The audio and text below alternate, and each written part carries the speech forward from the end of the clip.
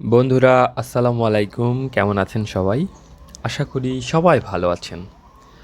আজকে আপনাদের সামনে অনেক দিন পর একটা ভিডিও নিয়ে আসছি। এই ভিডিওটার মূল বিষয় হবে আপনাদের মুরগির যারা লেয়ার খামার করছেন বা করবেন, তারা একটা সমস্যা খেয়াল করবেন। সেই সমস্যাটা হচ্ছে লেয়ার মুরগি দেখবেন খাবার-দাবার ভালোই খাচ্ছে।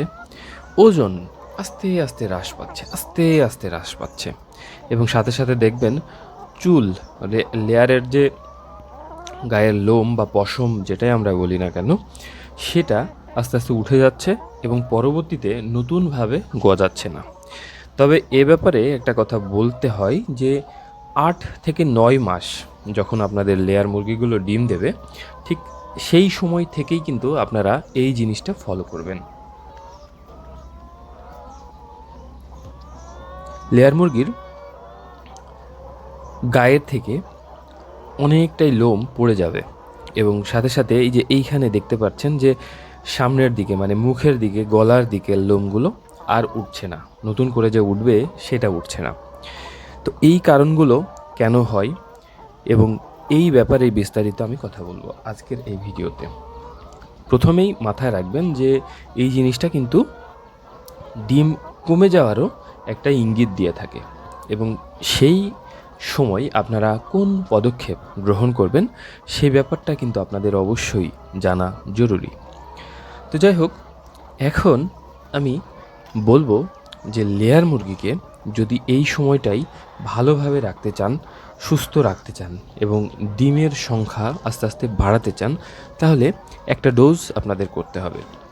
আপনারা ৩ দিন করতে পারেন, ৫ দিন করতে পারেন, সেটা আপনাদের উপর নির্ভর করছে। তবে ৩ দিনের কম যেন কখনোই করবেন না।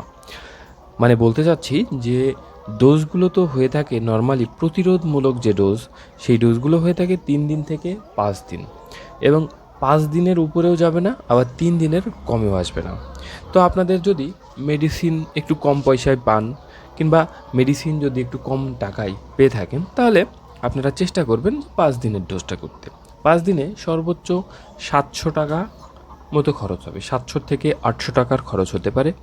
তো চলুন আমরা দেখি কোন কোন মেডিসিনগুলো ইউজ করলে ডিমের সংখ্যা বাড়বে, সাথে সাথে আপনাদের মুরগির যে লোমগুলো পশমগুলো যে পরবর্তীকালে উঠছে না সেই জিনিসটা বাড়বে এবং সাথে সাথে খাবারের যে চাহিদা আর্জ এটাও কিন্তু বেড়ে যাবে এবং মুরগির যে ওজন, আপনারা হয়তো অনেকেই জানেন যে ৮ থেকে ৯ মাস যখন ডিম দেওয়ার বয়স হয় তখন মুরগির ওজন, গড় ওজন ৩টা ওজন একসাথে করলে যে ওজনটা হয় সেটা মোটামুটি ২ কেজি, ১ কেজি ৯০০ থেকে ২ কেজি প্রতিটা মুরগির ওজন।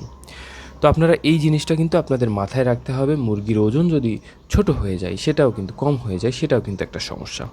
তো আমি প্রথমেই যে মেডিসিনটা দেখাচ্ছি, এই মেডিসিনটা হচ্ছে জিসভেট।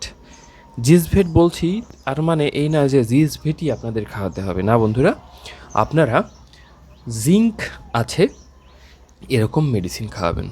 যেমন রেনাটার একটা ভালো মেডিসিন আছে ওরা জিঙ্ক, দাম একটু বেশি পড়বে কিন্তু আপনাদের পরিমাণও অনেক কম লাগবে। আপনারা চাইলে সেই মেডিসিনটাও কিন্তু ব্যবহার করতে পারেন। যদি আপনারা শুধু জিঙ্ক মানে সিনথেটিক যে জিঙ্কগুলো আছে সেটাও খাওয়াতে পারেন। যদি চান যে একেবারে অর্গানিক যে জিঙ্ক, ওরা জিঙ্কের মতো যে জিঙ্ক, যেমন ১০০ গ্রামের দাম নেবে হয়তো ২৬০ টাকা, আর এইটা ১,০০০ মিলিলিটারের দাম মাত্র ২৩০ থেকে ২৫ থেকে ৪০, যেখানে যেরকম দাম, এটা খাওয়াতে পারেন। সাথে সাথে আপনারা খাওয়াবেন রেস্টোলিভ। এখানেও সেই একই কথা, রেস্টোলিভ একটা লিভার টনিক। আপনারা দেখবেন পাখির জন্য অ্যাভিয়ারি সেকশনে কোন কোন লিভার টনিকগুলো ভালো কাজ করে। হ্যাপারেন দিতে পারেন, লিভার টনিক রেস্টোলিভ দিতে পারেন, হ্যাপাফিট দিতে পারেন, একমি গ্রুপের একটা ভালো মেডিসিন। তো এই মেডিসিনগুলো খাওয়াবেন। রেস্টোলিভটা আপনি ২ লিটার পানিতে ১ মিলি, খুব কম, বিকেলবেলায় কিংবা সকালবেলায় পানির সাথে খাওয়াবেন। আর সাথে সাথে জিঙ্কটা যদি সকালবেলায় রেস্টোলিভ খাওয়ান মানে লিভার টনিক খাওয়ান, বিকালবেলায় খাওয়াবেন জিঙ্ক, বিকালবেলায় যদি লিভার টনিক খাওয়ান তাহলে খুব সকালবেলায় খাওয়াবেন জিঙ্ক। এইভাবে জিঙ্কটা কিভাবে খাওয়াবেন সেটাও বলে দিই বন্ধুরা। আপনারা 4 মিলি জিঙ্ক নেবেন 1 লিটারের জন্য। আবার আপনি 2 মিলি জিঙ্ক, 2 মিলি, আপনি যদি প্রতিরোধমূলক ব্যবস্থা নিতে চান তাহলে 2 মিলি জিঙ্ক নেবেন 1 লিটার পানিতে। আর লিভার টনিকটা দেবেন 1/2 মিলি 1 লিটার পানিতে। তো এইভাবে যদি আপনারা খাওয়াতে পারেন দেখবেন 5 থেকে 7 দিন ডোজটা করার পরে 10 দিনের মধ্যে আপনাদের লেয়ার মুরগিগুলোর চেহারা মানে সুরত দেখতে অনেক সুন্দর হয়ে যাবে। ওজনটা কিন্তু 2 কেজির মধ্যে রাখতে হবে এবং চেহারা এবং চকচক করবে সব সময়। তো এই জিনিসটা কিন্তু আপনারা মাথায় রাখবেন। খাবারের যে চাহিদা সেটাও কিন্তু বেড়ে যাবে।